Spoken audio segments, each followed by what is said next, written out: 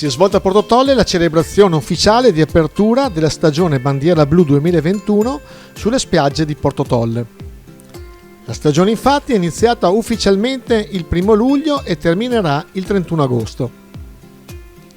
Con l'occasione sono state presentate le attività di educazione ambientale organizzate dallo Yacht Visit Delta Porto Tolle ed Ecoambiente e presentate le nuove brochure turistiche di Porto Tolle reperibili presso l'ufficio Yacht e che verranno esposte anche da operatori balneari e turistici.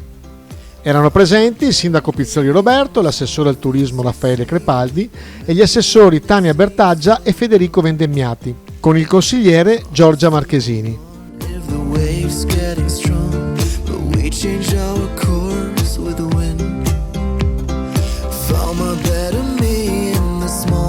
You see, discovering